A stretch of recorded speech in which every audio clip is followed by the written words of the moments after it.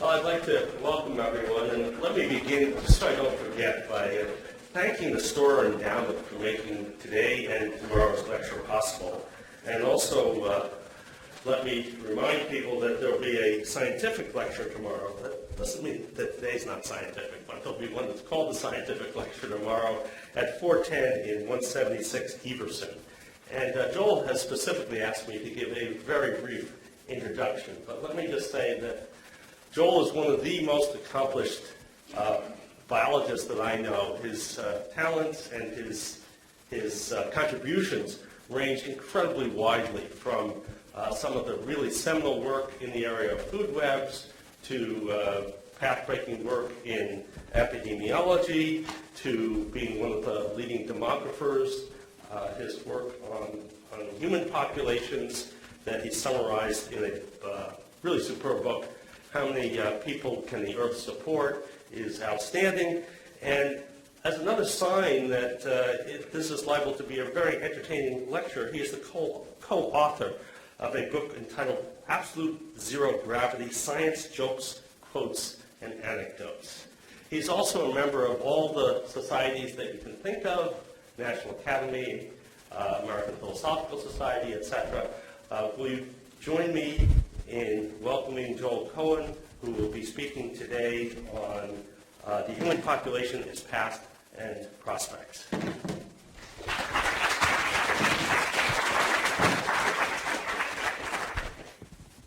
Thank you, Alan, for that admirably brief introduction. Can you hear me in the very back? Good. Thank you, Dean Hildreth, for sponsoring this event and for making it possible for me to participate. Thank you to the committee for its sagacious choice of speaker on this occasion. Thank you for laughing, whoever laughed. And thank you for turning out on this beautiful afternoon. If I weren't in here, I'd be outside in the sunshine. So thank you for being here. I'd like to invite corrections. That's me playing games in my pocket. Okay. If I make a mistake when I'm saying something, would you put your hand up and correct me? And if there's a point of clarification, please ask. If you want to make a speech, please save it till the end. How much time should we have for questions at the end, Alan? Well, if you finish by about a little before 5. Finish a little before. Okay. Okay, great. Thank you. So God almighty. I want to do 3 things in this talk. 1, set the larger context for human population problems. 2, tell you about the past and future of the human population as promised in the title. And if there's time, 3, I'd like to talk about what I think we ought to do about it. And that part has a scientific basis, but when one makes a recommendation, that's not science. And I try to tell the difference. Okay, so the broader context is that problems of human well-being, which are inextricably linked to problems of the well-being of the rest of the world, have 4 major components: population, economics, the environment, and culture. And culture means not only what kind of clothes we wear, but laws, languages, religions, values, and institutions. I especially emphasize values, what we take for granted as desirable. Now, being a demographer, I put population at the top of the picture. But the way I envision this is as a tetrahedron with a top and a triangular base of economics, environment, and culture. And if you are an economist, you are at liberty to rotate the tetrahedron and put economics at the top, or the environment at the top if you're an ecologist, or culture at the top if you're a lawyer, or a politician, or an anthropologist. Okay? Solving problems in any one of these domains makes it easier to solve problems in the other 3 domains. And failing to solve a problem in any one of these makes it harder to solve problems in all of the others. So I'm going to talk about the grand challenges in the other fields before I get to population.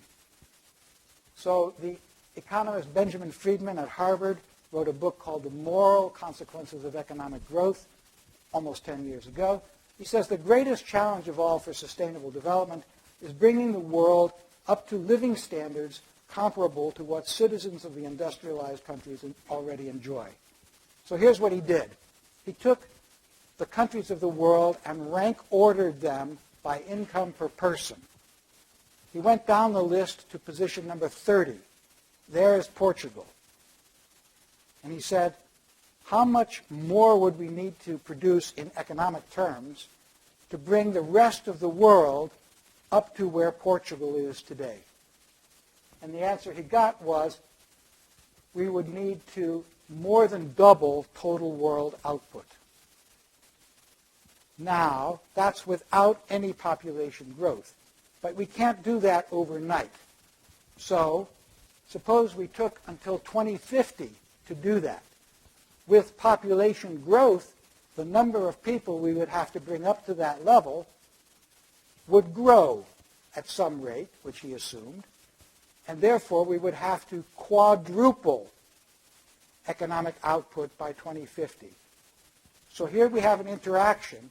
We want economic growth, income per person, but population growth makes it twice as hard. Instead of having to double, we have to quadruple.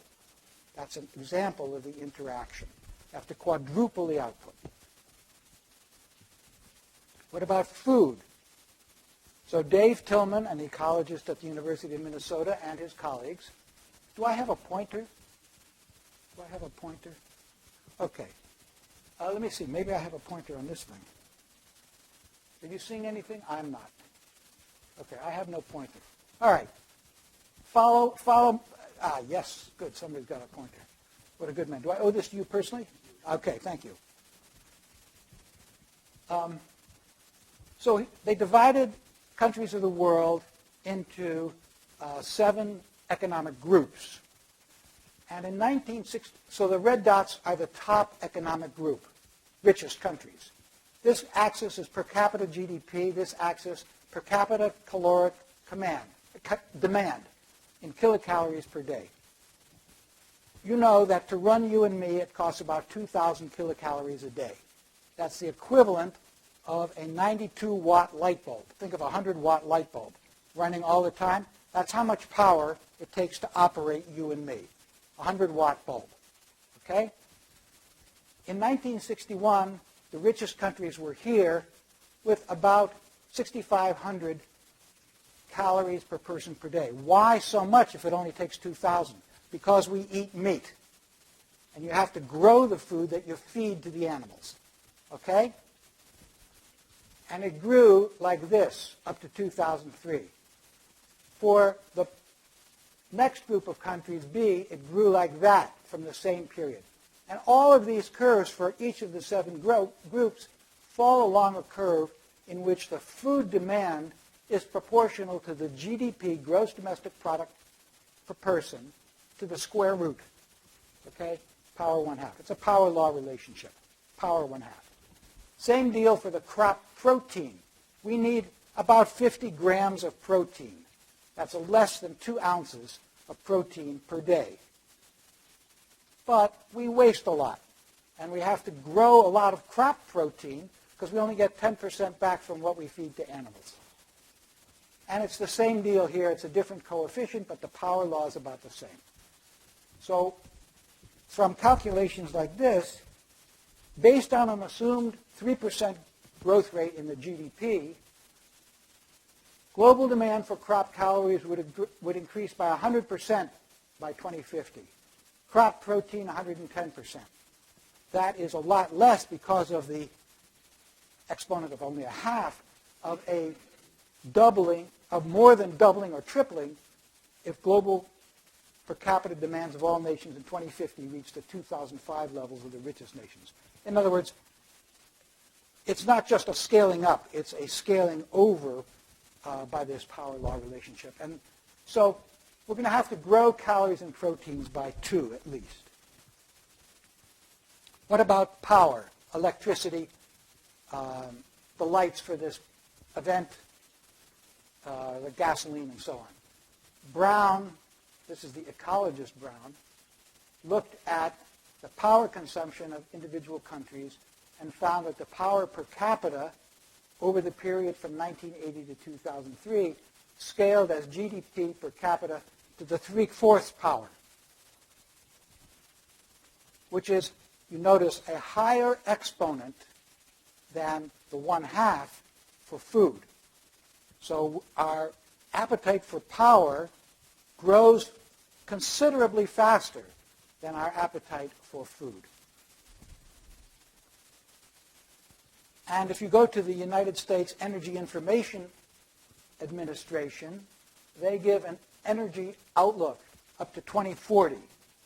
So the OECD, these are the rich countries, the 25 rich countries, is projected to grow over this 30-year period by 0.5% per year. If you extend that to 2050 in order to make it comparable with the earlier figures, the rich countries will increase their power consumption by about 24% over this 40-year period. The poor countries, growing more than 4 times faster annually, will increase their power consumption by 135%. That means doubling plus. And the world as a whole will almost double. That's 84%. Okay, that's a lot. But here's the rub. Renewable energy and nuclear power, which do not pollute the atmosphere but have other forms of problems, are the world's fastest growing energy sources. Fossil fuels are projected to supply 80% of the world energy use through 2040, meaning worldwide energy-related carbon dioxide emissions will increase by at least 50%. That's 46% by 2040. It'll be more than that. So the projections are that the increased global demand for energy will increase our input of carbon into the atmosphere substantially. Friedman says the greatest challenge is economic growth. Tillman says it's food production. U.S. Energy Administration says it's energy. And I say, at least on that list, there ought to be a discussion of the challenge of values. Namely, how do we govern a world through law in which we can reconcile value conflicts without violence? And I'm talking about conflicts both between people and conflicts of human desire with constraints of nature. That carbon dioxide is a conflict between us and it. And how do we deal with that? So this is the framework in which population problems arise. We're not alone in having big problems in the population area. The other areas have big problems too. So now let's get to the subject of the talk. I'm going to divide this up into a list of 5 items. Population growth, differences between and within regions, falling fertility, aging, and cities. Let's start at the bottom of the slide here. The blue line is an estimate of the number of people over the last 2,000 years. At the time of Christ, there were somewhere between 100 million and 300 million people on the earth. And I'd like you to notice that this vertical axis is on a logarithmic scale, meaning 1,000 is 10 times this. The next equal notch is 10 times greater. That's 10,000 million. So this is 100 million. 1,000 million is 1 billion people. This is 10 billion people. And we went from roughly 100 million to a little bit less than 10 billion now. We're at 7+ billion, okay? Because it's a logarithmic axis, and this is an arithmetic axis in years, A straight line on this would be an exponential growth curve. Exponential growth is straight on a log axis. Now, I ask you, put up your hand if you think that's a straight line. I don't see any takers. You think it's a straight line? Short segments there. Sufficiently short segments thereof. Very, very short segments thereof. Thank you. Okay. I think that makes the point. Anybody who tells you population grows exponentially tells you he doesn't know what he's talking about. The data show that over the last 2,000 years, population has grown faster than exponentially until 1965. And we'll talk about what happened then in a little bit. Okay? So that's population growth. Meanwhile, GDP per person, what a person could produce in terms of how many hours it took to grow his food, provide his lodging, and clothe himself, was essentially flat until around 1800. Does anybody remember what happened in 1796? James Watt invented the steam engine. Thank you. One was invented about 60 years earlier, but it wasn't very good. James Watt's was very good, and it made a use for coal. And then we had the Industrial Revolution. So GDP per person took off. As a consequence, GDP, which is the product of people times GDP per person, grew in constant dollars like that. The big picture is that we went from 3 billion people in 1960 to 7 billion people today, well, 7 billion people 2 years ago. Added 4 billion people in 52 years. Now, it took from the beginning of time up until 1800 to add the first billion. There is no historical precedent for adding 4 billion people in 52 years. We are living in a world our parents did not know. Nobody before has lived in a world like this. And now that's the past, and now I want to turn to the future quickly. That's my granddaughter. She will live in the world out here. And what she and your granddaughters and some of you decide to do about your reproduction will determine what kind of a world we will live in. We are right here. As I said, we had about 2.5 billion people in 1950. We had 5 billion people around 1974.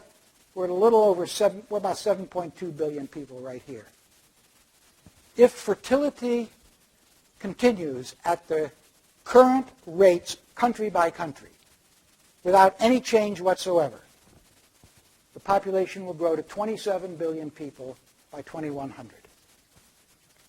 However, fertility has been declining, as I will show you, and we expect it to continue to decline.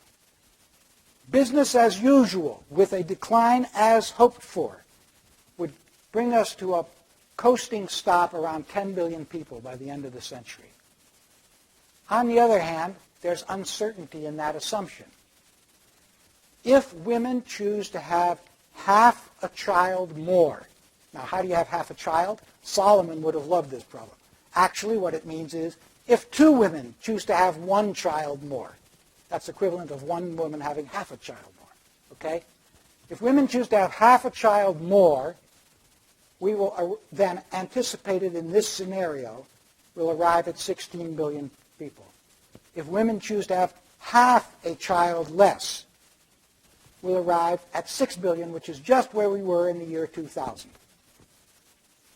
And the population will peak around 8 billion before 2050. A difference of 1 child per woman over the balance of the 21st century means a difference of 10 billion people, 16 or 6, in 2100. It matters what we do from now to the end of the century. It doesn't look urgent, but if we don't do things, we will get different worlds. That's population growth. What about differences between and within regions. The biggest difference in the world is between the rich world and the poor world. This is a population pyramid. On the left side are the rich countries.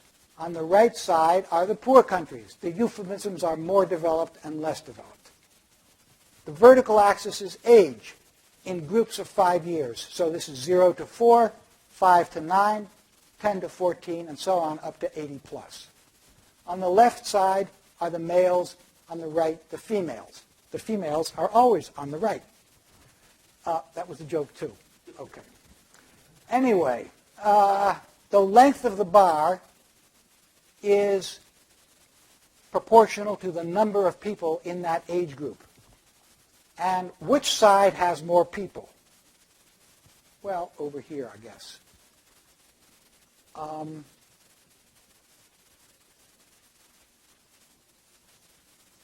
The pyramid expands toward the base when the numbers born in each successive 5-year period are bigger than the numbers born 5 years before in the previous 5-year period. That's why this has an expanding base. Here, the numbers born are less than in 20 years ago when there was a baby boom 30, 40 years ago. And that's why we have a column, not a pyramid. If you want to talk about how many people have to be educated, you look at the size of these bars in here, and you see that the developing world has a huge problem in providing the education, and a continuing the worst problem because the base is expanding. If you talk about manpower to fight wars, or woman power to fight wars these days, you can obviously make the comparison of the military age populations.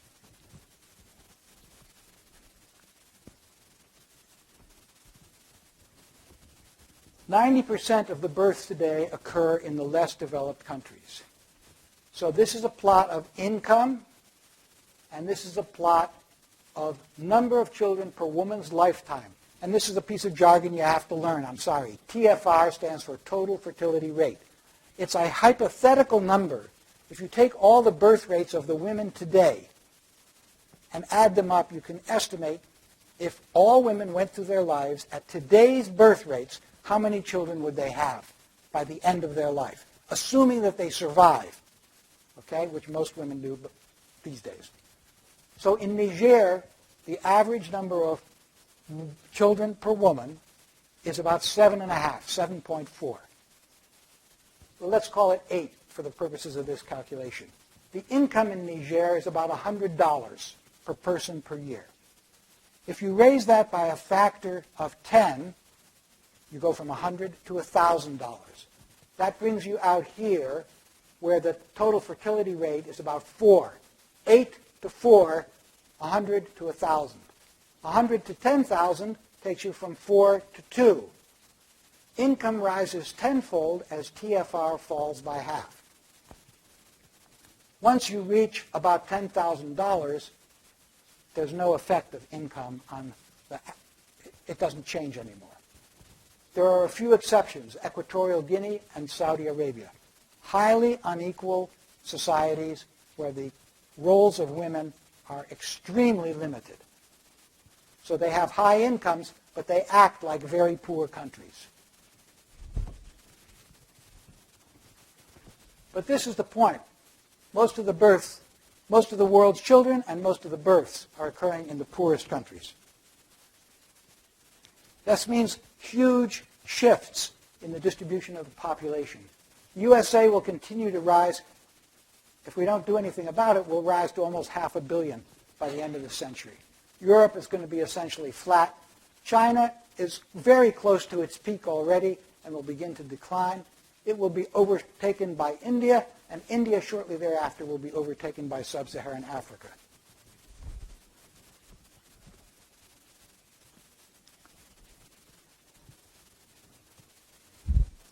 Here's an example of a dramatic shift in a short time in history. In 1950, about 1/5 of the world's population lived in Europe, and about 1/10, less than half, lived in Africa. By 2100, This will drop by a factor of 3, and this will increase by a factor of 4. 3 times 4 is 12. That means a 12-fold change in the ratio of Europe and Africa. In 1950, Europe was a colonial power dominating Africa, exploiting Africa, sending Europeans to Africa to colonize it. 100 years later, the tables are turned. What will that world look like? If you look at the recent elections in Europe, yesterday and the day before, the dominant issue is xenophobia, fear of immigrants, foreigners, different people. And this issue of resolving value conflicts is not going to go away. The demography is going to exacerbate that conflict. We're just at the beginning, and you better wait and see. It will be interesting unless we figure out how to resolve those issues. It'll be interesting even if we do figure out how to resolve those issues. So we've talked about population growth, differences between and within regions. This is big news to the falling fertility, which comes next, is big news to a lot of people. In 1950, the average number of children per woman, this is TFR again, total fertility rate, 5 children per woman. It's now 2.5. In the space of 60 years, it has fallen by a half. That is an enormous behavioral change. In the more developed countries, it was already low. This was the baby boom in here. And it's now about 1.25 billion people.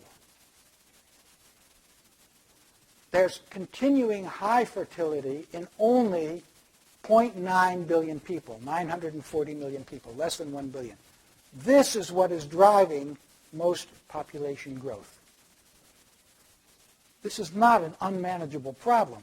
We could decide that we don't want them to be poor, and we could do something about it, and that would have dramatic consequences. But right now, we're ignoring the 50 or so least developed countries with a total fertility rate in excess of 4. Most of the developing world is down here, just at the world average. This 6.07, by the way, includes these 0.94 billion. Because if you notice, these don't add up to 7 billion. You have to take this plus that adds up to the 7.25 billion that we have now.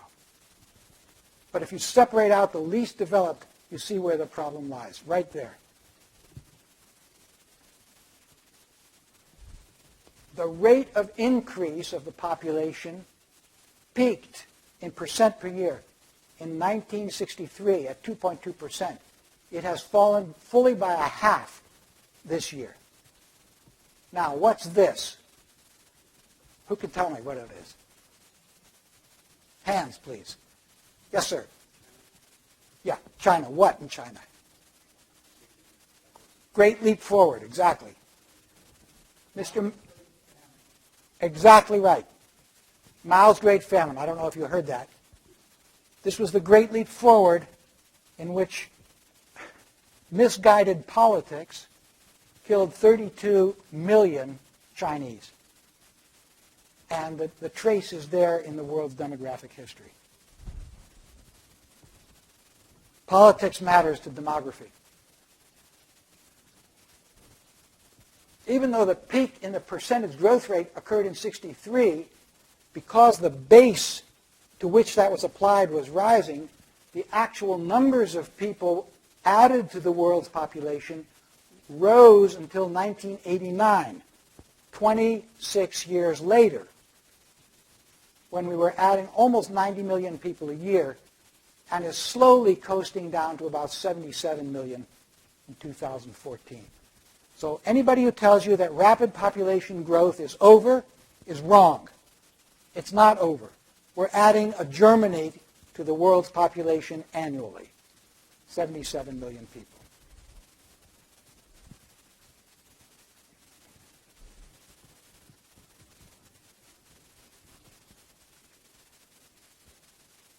In Ghana, with an income of about $500 a year in 1980, fertility fell. This is the total fertility rate. And the income per person tripled. And Ghana is a shining example, a star example of African development. It shows it can be done with good governance and education and stable democracy. And they tripled their income. In Egypt, they started with a lower total fertility rate, and they quintupled their income per person. In Thailand, they started with a still lower total fertility rate, 4 children per woman, and they increased their income per person 8-fold. The lower the initial total fertility, the greater the economic growth. This is true in general. So, China started off down here, this line. Okay, this is 1950. The next dot is 1955. The dot after that is 1960, and this is the year 2000. China started with the lowest GDP per capita, and they were growing more slowly than Africa for this period. Then they got brains economically, and they slowed their population growth. Their income went up, and their population growth, this way, growth of population, went down. So they overtook both India and Africa. Africa has had the world's most rapid population growth in the second half of the 20th century, and the least income growth. Western Europe has had the least population growth, that's the dx in the x direction, and the most rapid GDP growth per person, that's the dy. The slope here is d-income / depopulation, for those of you who have had first-year calculus. Okay? And the United States has had much more population growth than Europe and much slower income growth. Take your choice.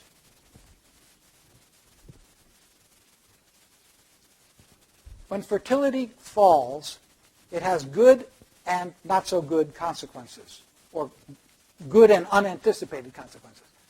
Good is future numbers of individuals decrease. That's a value judgment when I say good. This is a fact. For given population size, so if you have a certain number of people and fertility is lower, the average number of people per household will be smaller because there will be fewer siblings, there will be fewer children living with parents. When you increase the number of people, when you decrease fertility, you decrease the number of people per household, individual energy consumption goes up because each household wants to have its own car and its own refrigerator and its own washing machine and its own hi-fi set. And you're not sharing them among 6 siblings, you're sharing them among 1 sibling or no siblings or people living by themselves.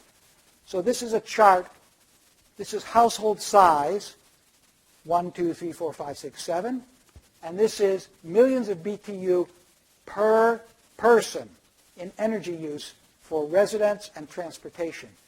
As the household size decreases, the combined energy use increases. So there's a trade-off. Okay, we've talked about population growth, differences, and falling fertility. We'll talk about aging. The number and proportions of older people will increase everywhere, first in the rich countries and then in the poor.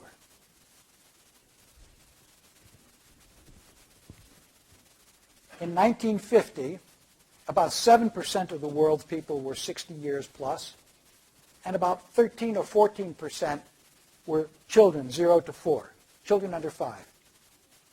This peaked during the baby boom and fell to 10% in the year 2000.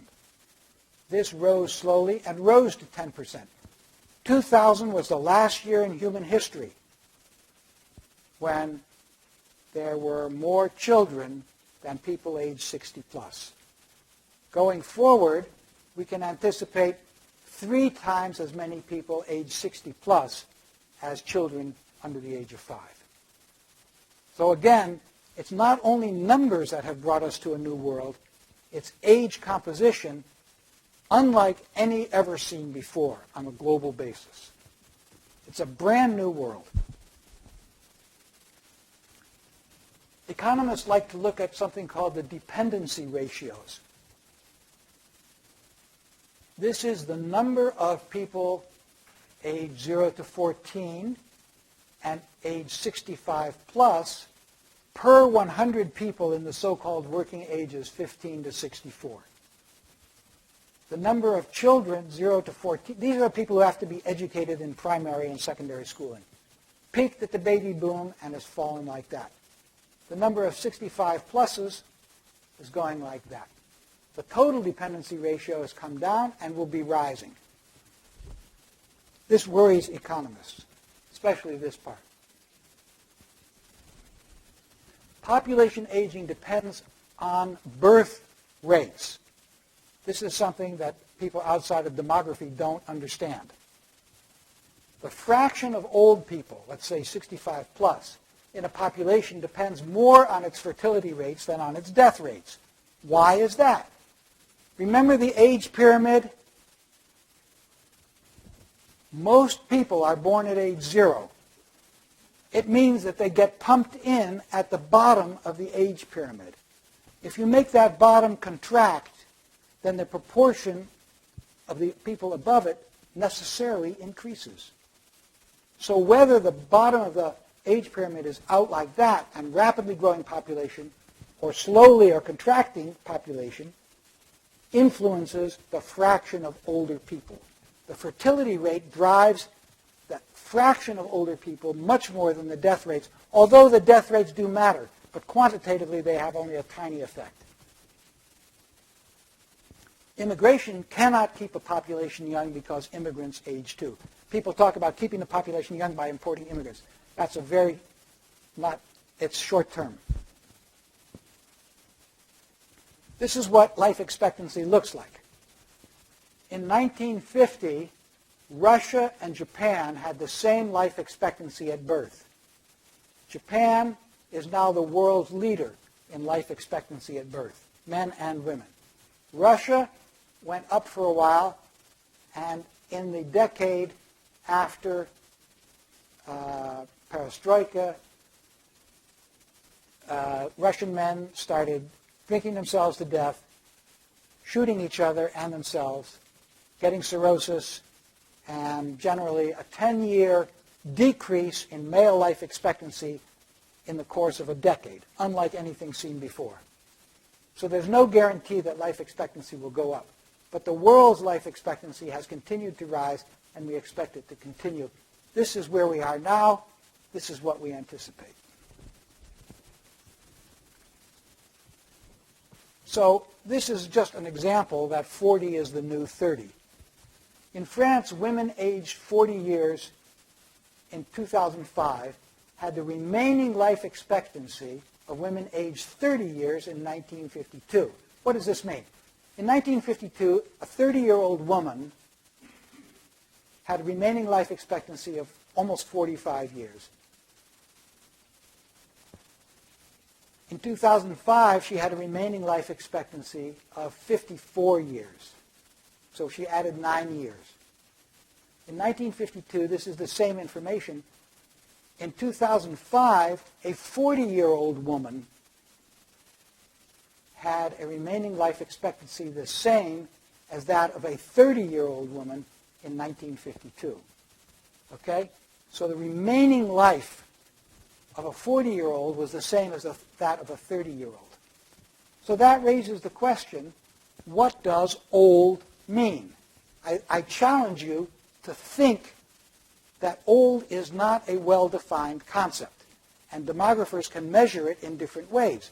The usual thing is, how many years do I have behind me? But a better thing is, how many years do I have in front of me? Should we measure the proportion old by 65 plus, or the proportion of the population who have a remaining life expectancy of 15 years? You get different pictures of the world going forward if you do that. So right in 2010, about 7% of the world is age 65 plus, and about 7% has remaining life expectancy of 15 years or less. Okay? The proportion of 65-year-olds goes up very dramatically, quadrupling by the end of the century. It quadruples, 4 times as many. But the proportion who have 15 years left to live hardly doubles. So the population is going to get older chronologically, but not so much older functionally in terms of capacity. This is China. Same story. Dramatic aging in terms of chronological age, much less. And why is that? They invested in the education of everybody, and they have much better survival. Educated people survive better. It's as simple as that. You're lucky, if there's any student here, the student's lucky because students get smart and they take care of themselves. I mean, I'm simplifying slightly. Some of them don't get smart and they drink a lot of alcohol. Okay. Germany, same thing. Essentially flat fraction with a life expectancy of 15 years or less. USA, same story. So here's a riddle that my friend Wolfgang Lutz poses. What can get younger as it grows older? The answer is a human population. Because of education changes and science advances, human populations can grow in productivity, creativity, and remaining life expectancy as the median age of the population increases. Human populations can become younger as they grow older chronologically. This is the key to understanding what aging will really be like in the 21st century. I hope he's right. It's up to us to make it.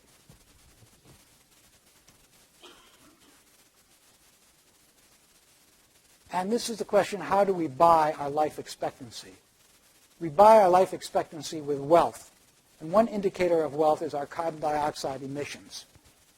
And this shows as the carbon dioxide emissions in metric tons per person grow from nothing to 5, life expectancy grows from 40 years and less in Sierra Leone up to the levels in Portugal, Sweden, and France. After that, quadrupling the carbon dioxide emissions buys you nothing in the way of extended life. It just buys you carbon.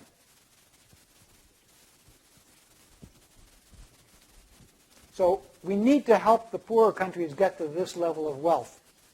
And we've got to do something about this. Aging has energy consequences. This is a graph of the age of the householder and the energy consumed. Older householders consume more residential energy and less transport energy.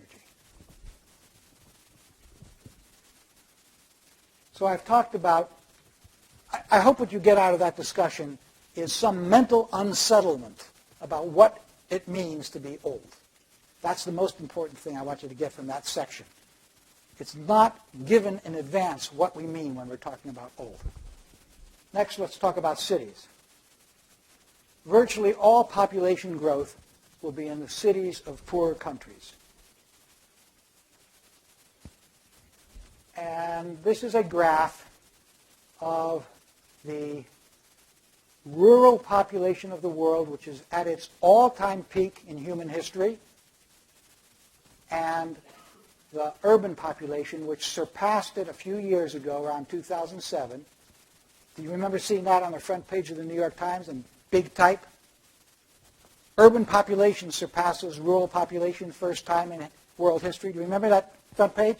I don't either. It wasn't in any newspaper. And yet it was the first time in human history that there were more city people than farm people, urban people, rural people. Okay. So we're here at about 3.5 billion. By the end of the century, we're going to have 8.5 billion city people. Now, how many weeks are there between now and the end of the century? Well, let's say in 2010, we got 90 years. Let's say they're 50 weeks a year. 90 times 50 is 4,500. But I left off 2. So 2 times 90 is 180, so it's 4,680 weeks between now and the end of the century, between 2010 and the end of the century. 4,680, okay? We're going to add 5 billion people. How many millions is 5 billion? Somebody said it. 5,000. 5,000 millions gets you 5 billion, right? Agree with that? We got 5,000 millions to add to the cities, and we got 4,700 weeks to do it. We've got to add 1.1 million people to the urban population every week for the next 90 years. Okay? That is a challenge. Who is thinking about the design of the world's future cities? Not enough people. We're not giving it the attention that it should have. Do we want the world's cities to look like this picture that I took in Bangalore?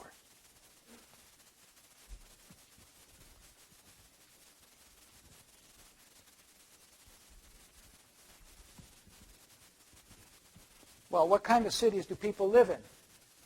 Half of the urban people live in cities of 500,000 or less, and 60% in cities with less than 1 million people. So it's not the case that people are living in these mega cities. That's true, but they're only about 10% of the world's urban population lives in the really big cities.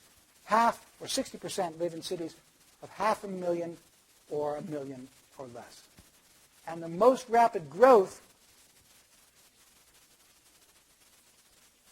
is, surprisingly, out here in the big cities. Actually, I did this calculation thinking it was going to go the other way. But that's the trouble with numbers. They surprise you. So if you ask what's the ratio in the population down here, it's 1.4. In the ratio between population of 2011 over that in 1990, it seems to go up. The bigger the city, the more rapid the population growth rate. I was surprised by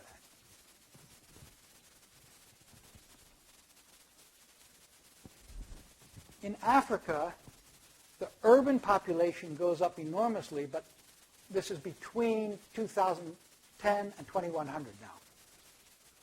The rural population goes up a little bit, but it doesn't go down at all. In Asia, the rural population is leaving and going to the cities. Huge change. And most urban people in the world will be in Asia by the end of the century. This is peanuts. We don't talk about that. The big shifts here are in Africa, where there's rapid growth, and in Asia.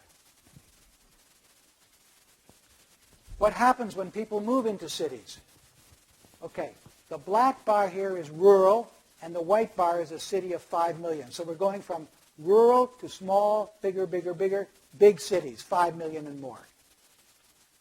The total fertility rate, children per woman, goes down as you move to the cities. Why? If you're living in the country, a child is an asset. They can help you mind the flocks, mind the chickens, and do agricultural work. In the city, they're nothing but a liability. You have to pay rent for them. You've got to get them school fees. You've got to clothe them. And they can't do any useful work. Okay? So number of children per woman goes down. Use of contraception goes up as you move into the big city. The unmet need for contraception is greatest where it is hardest to deliver, in the rural areas. Okay? That's where the challenge is. Out there in the boondocks. And since this is an ag school, and I'm interested in eating, I'll tell you about how cities and land interact. Cities occupy about 2.5 or 3% of the world's land surface. Most cities are located on prime agricultural land because that's where you could grow an agricultural surplus, in the alluvial plain of a river valley, okay, or a place where you had good transport and good trade. Prime agricultural land is about 10% of the land. That is not going to increase. If the doubling of the urban population, 3 billion now, 8 billion by 2100, that's more than a doubling, leads to a doubling of urban area from 3 to 6%, prime agricultural land could be removed from food production. This is Mount Fuji in the background, this is Japan, and this is Fuji City right up against a rice paddy. And you can see it in Orange County, Los Angeles, you can see it in all of New Jersey, where we're paving over our farmland as if it were free. Cities also reduce the transport CO2 per person, the denser they are. So they have environmental consequences that are global, because what we put into the atmosphere in New York City this week is in Beijing next week. The global atmosphere in the northern hemisphere circulates on about 5 to 7 day scale. So what they do in Beijing affects what I breathe in New York City at a delay of about 1 week. Energy goes down as people move from rural to town to city in China, but the cost of energy goes up. Well, any economist will tell you, of course, if the cost goes up, consumption goes down. So there are consequences for our energy consumption of urbanization. Same story in India, even with a different economic system. And urban concentration increases exposure to natural hazards. The World Urbanization Prospect says 60% of all cities with 1 million or more inhabitants are located in areas with at least one major risk of natural disaster, such as flooding or earthquakes. I wasn't so interested in that until last year, when I saw the Atlantic Ocean pour into the basement of the building I live in. But I watched the East River during Hurricane Sandy rise up, cover the FDR Drive, cross the wall, enter 62nd Street, enter my garage, and go down into the basement. It was not a pretty sight. And this is just the beginning. The interesting thing about this curve of sea level is that it's convex upward. What that means is the rate of rise is increasing. So this is my home. This is where I live. I've lived here for 40 years. And if you add 1 meter to the sea level, that part is inundated. And if you add 6 meters, that part is inundated. And that would be a tremendous shame, because right here at Sandy Hook is the place that I like most to go for nudist sunbathing. And it would really be a shame if that beach got submerged. And this is what Florida will look like with a 6-meter rise. It will be a smaller place, and there will be fewer voters for the governor of California. This is Shanghai. That's Shanghai under 1 meter. That's Shanghai under 6 meters. It won't be pretty. Amsterdam, 1 meter, 6 meters. And here are these are cities that are within the low elevation coastal zone. Just look where the dots are. 10 meters, less than 10 meters elevation. So I've tried, in talking about population problems, to link them with problems of economy, culture, and environment. And now what to do? Well, it's past 5 o'clock. So I think I'm going to stop right here. And we can talk about it after dinner if anybody wants to. I have some beautiful slides to show you, but time is running. What do you think, Alan? Should we stop?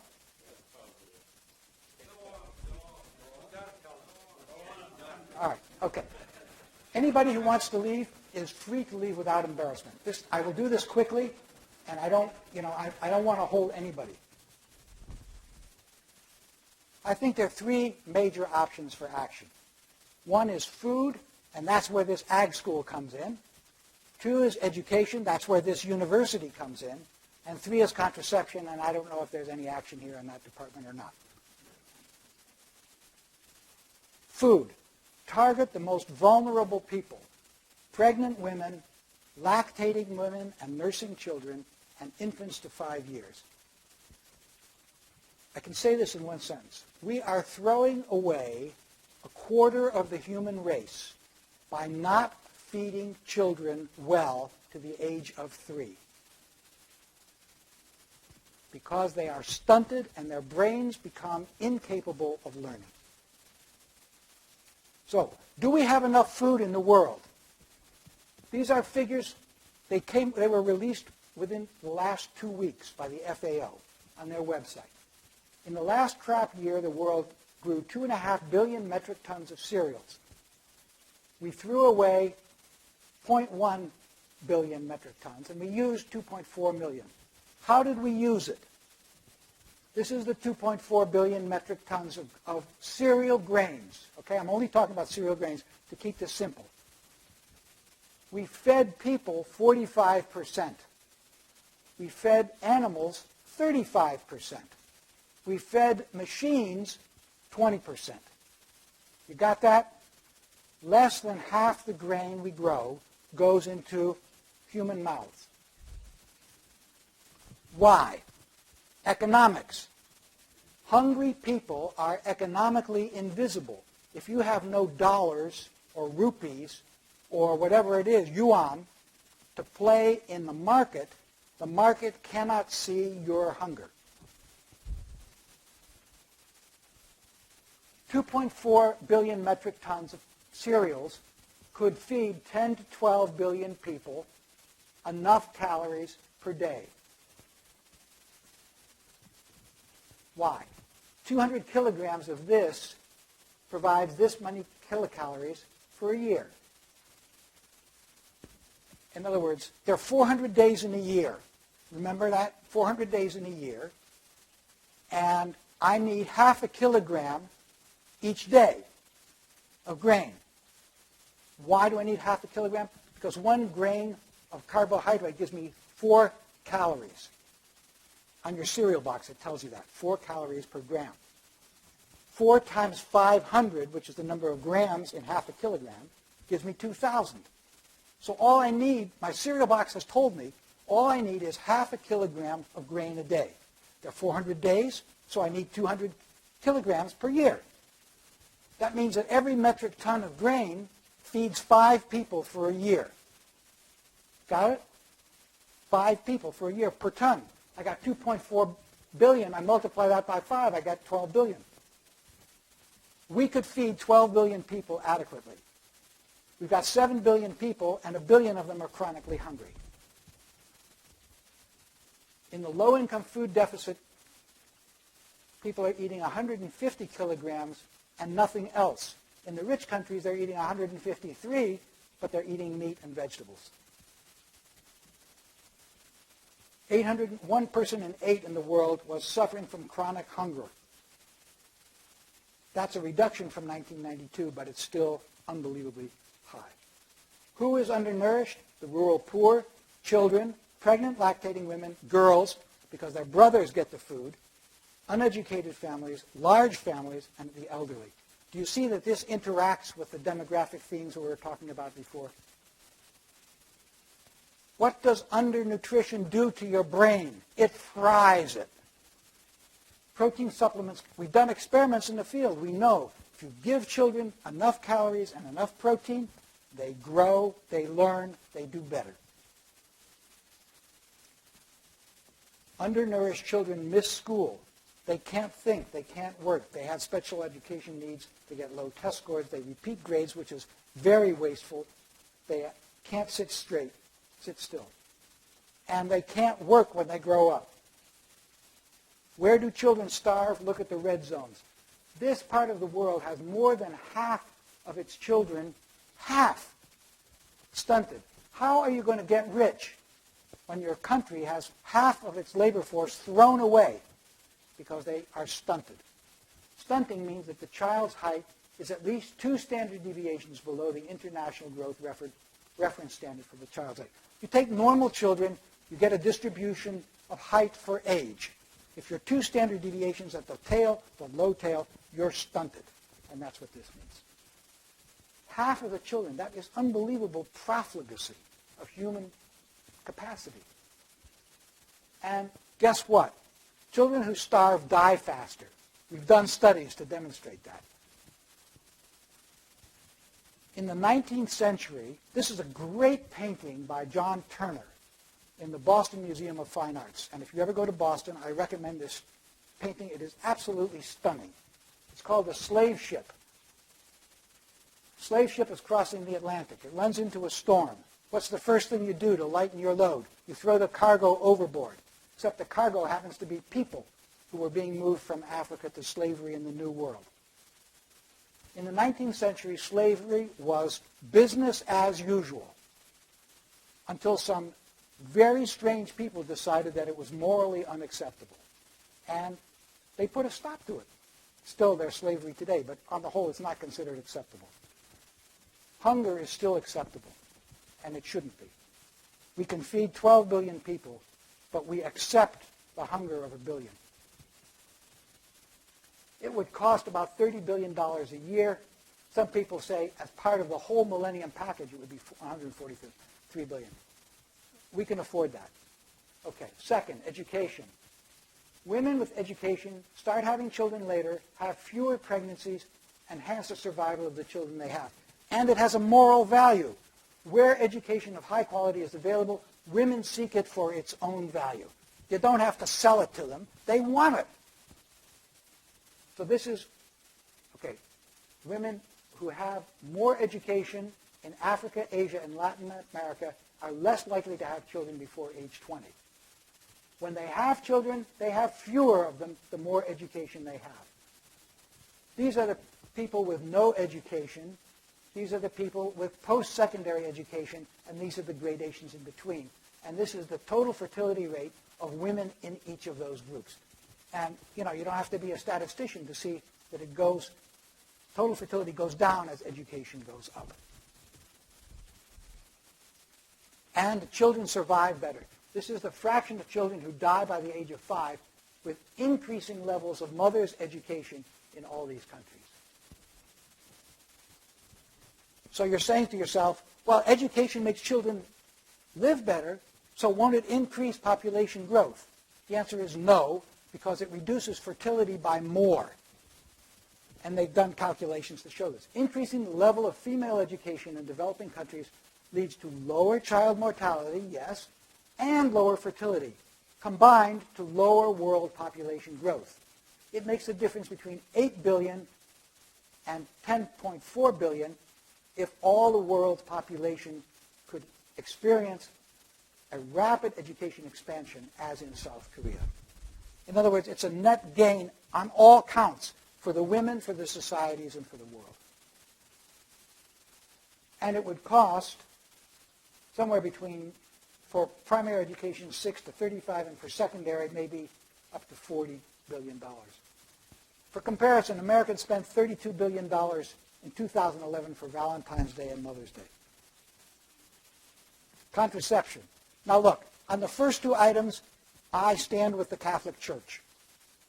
The Catholic Church has been a wonderful advocate for feeding the hungry and for educating women.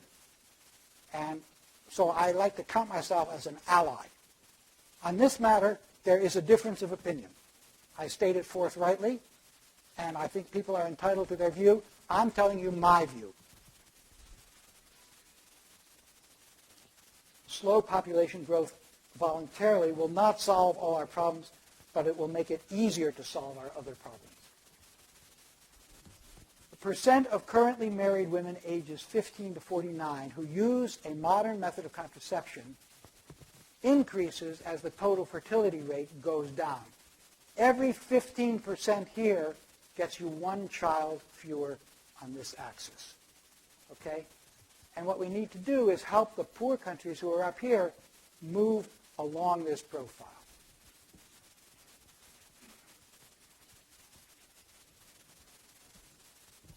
Is it something that we have to impose on women or not? Well, the answer is, of the 208 million pregnancies in 2008, 41% were unintended. How do we know this? Because we ask women, Were you pregnant last year? Yes. Did you intend to get pregnant? No. That's how we answer that question. Unintended pregnancies resulted in 33 million unplanned births, almost half of the world population increase in that year. The United States is outstanding in this regard.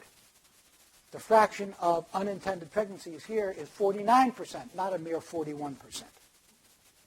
And it has been increasing lately.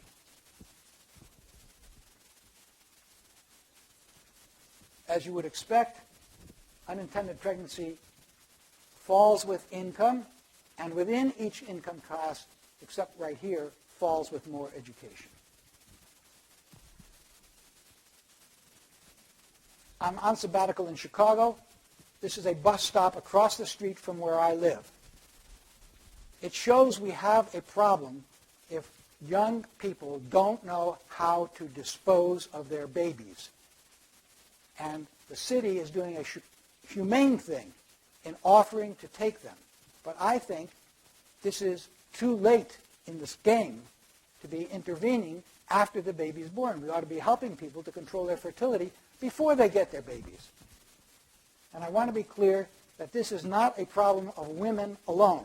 This is a problem for the men, too. Men's ideal number of children always exceeds women everywhere in the world. Why? Because the men don't have to do their fair share of taking care of the babies. So I think the city of Chicago has done something quite remarkable. They brought men into the conversation, which is about time. This is another bus stop in my neighborhood, and it says, you can't read this, but I can. It says, are you not ready for the heavy responsibility of being a parent? Then carry something lighter. Use condoms or wait. Gives you a choice. Use condoms or wait. And there's this young teenager carrying this enormous baby. So we men have to get into this act too. It's not a one-sided deal. How much would it cost? Well, 57% of married women are already using it. The bottom line is peanuts. Modern contraceptive methods for all women in the developing world would cost $8.1 billion a year, which is much less than Mother's Day expenditures. They're paying already $4 billion, so all we need is another $4.1 billion. And we can't get the governments of the world to come up with that. Peanuts. I want to point out that these three priorities, this is my last slide, are mutually reinforcing. Feeding mothers and infants improves their health and ability to learn, so they can be educated. Educating all children delays the age of marriage and first birth, reduces the number of children, and improves survival. When children survive, parents have reduced incentives to have more children.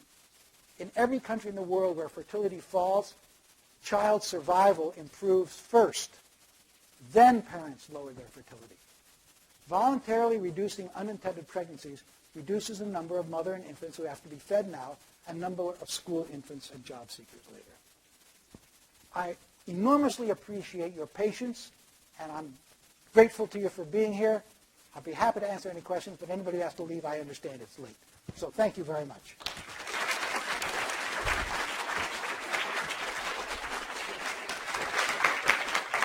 Yes, sir.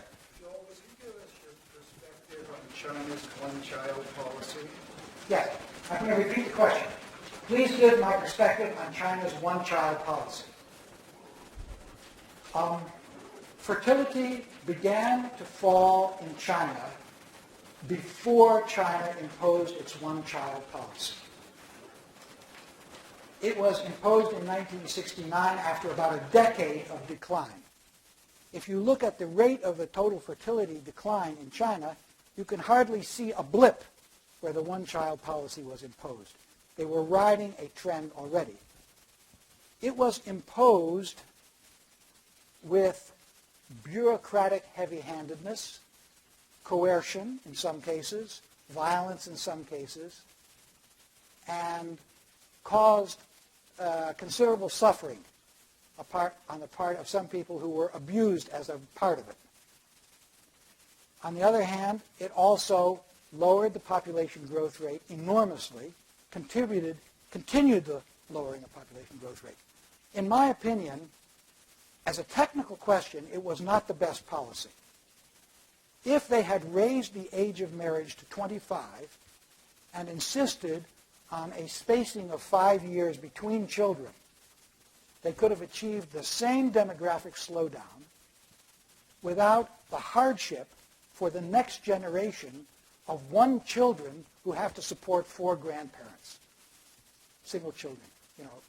So I think I would fault them, 1, on the coercion involved, and 2, on not using an optimal strategy for lowering. On the other hand, I would congratulate them on realizing that they could not go on growing demographically at the rate that they were and still have a workable society or a workable world. Right now, China is experimenting with relaxing the one-child policy. So in many counties and in many provinces, they're weakening it to 2 children. There are exceptions. All the ethnic minorities were never under that. The 55 minorities were never under it. And if the husband and wife in a couple are both single children, they can have 2 children. So the situation is in rapid flux as China's a very pragmatic society. They're trying to deal with what's real. And that's my assessment. It's complicated. There's good, there's bad. That's my assessment. Yes, ma'am. Sorry. Sorry. So you had lots of slides with TFR on one axis and either GDP or income on the other. Do you assume the causality is just one way? Or? Good question. Thank you. I had lots of slides with TFR and GDP on one or the other axis. Do I assume the causality is one way? Absolutely not. In that diagram, that tetrahedron, there were no arrows on those links, which means that it's a two-way street for each one of those interactions. Slowing fertility growth, slowing the rate of increase of population, slowing fertility, means you don't have to invest so much in additional schools. You can improve the quality of schools. So you can educate people better. More educated people, higher quality of education, leads to better health, better labor productivity, and fewer children. Greater labor productivity means faster growth in GDP. So, and the other way around. If you have more GDP, you can afford to put more into schools, into health, into urban infrastructure. People will be attracted more to the cities. Urbanization will be faster. Fertility will fall more rapidly. It's a two-way street, absolutely. And it's influenced by what goes on in the environment and what goes on politically and culturally. It's not like it's just economics and demography. It's economics and demography in the context of institutions and the environment. So, excellent question. That's a very important point on the causality. Very complicated causality. Not fully understood.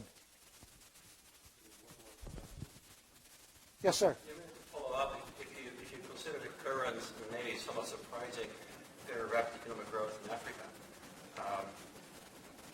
is that our saving grace now? It doesn't seem included in your projections, but that economic growth is so large now that the population growth you project will be much lower, perhaps. Is it? If I understand the question, it is, could rapid urbanization in Africa... Current economic growth Economic growth. in Africa are tremendous. That's really Right. the main continent. So. Okay, I didn't hear it right before. Am I understanding? Could current economic growth in Africa be a salvation, help deal with the demographic problems? I hope so. Again, it's a two-way street. The more rapid economic growth will, I think, make it easier to deal with their demographic problems. But if we could also focus directly on the demographic problems, it would accelerate and contribute to more rapid economic growth there. I'm